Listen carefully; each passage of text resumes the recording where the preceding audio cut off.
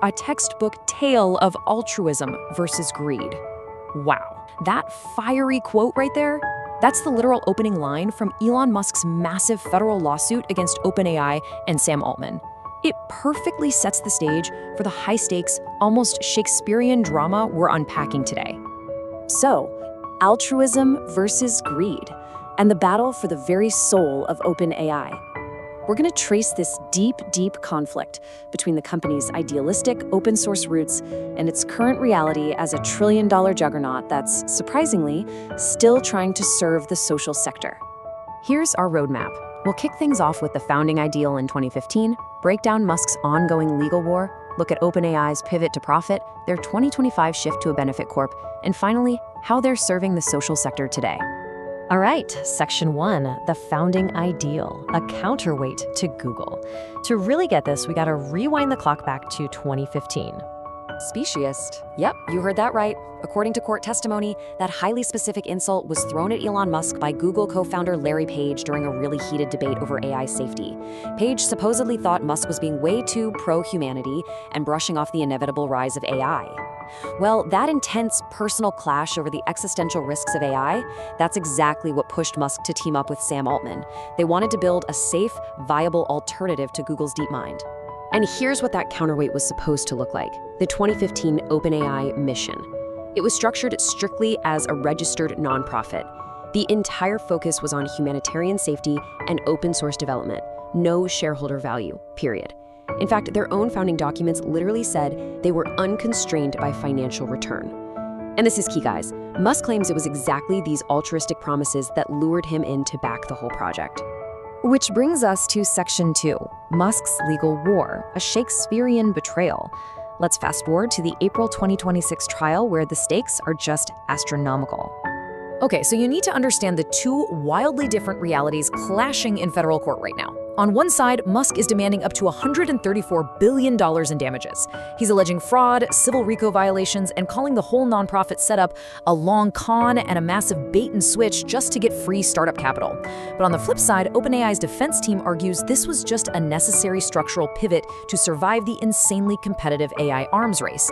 They're basically painting Musk as a sore loser who's just jealous because he walked away back in 2018.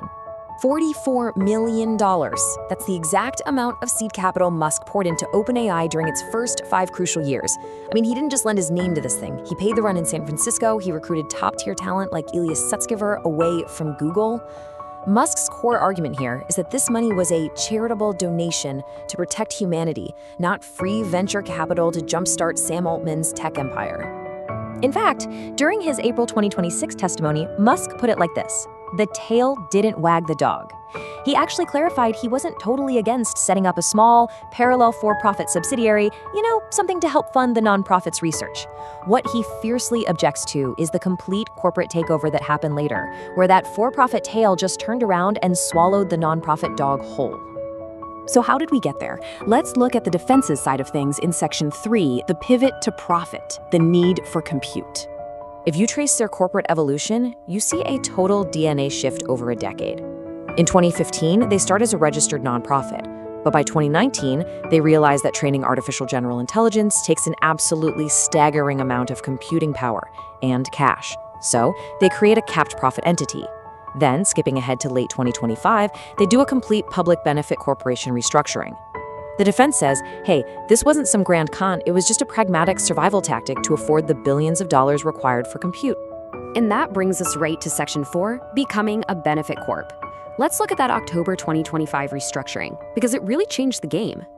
First off, what even is a PBC? Well, a public benefit corporation is a for-profit legal structure. It allows a company to chase massive commercial profits while legally maintaining a stated public benefit mission. For OpenAI, this was huge. It meant those old profit caps were entirely wiped out.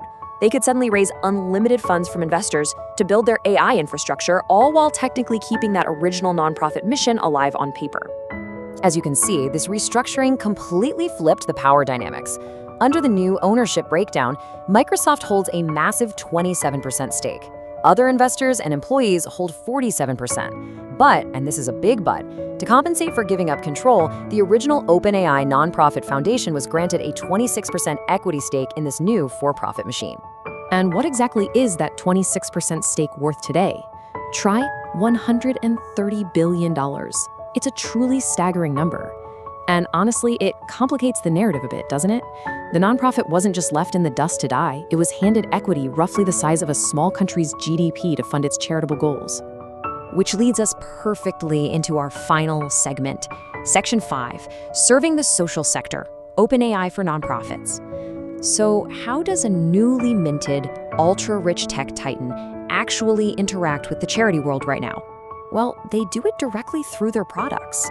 OpenAI actively pushes a discount program with specific subscription tiers just for registered charities. They give 20% off the ChatGPT Team plan. The business plan gets heavily discounted to just $8 per user per month, and for the really big charities, the enterprise plan is offered at up to 75% off. And the practical reality on the ground here is pretty striking. Nonprofits aren't out there using ChatGPT to build sci-fi robots, right? They're using it to survive. They're using it to draft critical grant proposals, summarize mountains of complex data so they know where to allocate resources, write donor emails, and create educational materials. For a cash-strapped charity, getting enterprise-grade AI at a steep discount is a literal game-changer for their day-to-day operations. So the crucial point we arrive at is this really stark juxtaposition. On one hand, you have an organization that recently launched a $50 million nonprofit initiative, and it's backed by a foundation sitting on a $130 billion pile of equity. They are walking this incredibly fine line, balancing multi-billion-dollar commercial ambitions with highly targeted practical charitable discounts. So I want to leave you with this final question to chew on. Looking at everything we've mapped out today, from those idealistic 2015 founding documents to the brutal $134 billion lawsuit, all the way down to an $8 a month charity discount. Was the original founding vision genuinely betrayed and looted, just like Elon Musk claims? Or did OpenAI simply do what it had to do, evolving its structure pragmatically just to survive the astronomical costs of the modern AI arms race? It's a complex picture, for sure, and the federal courts are going to have the next word.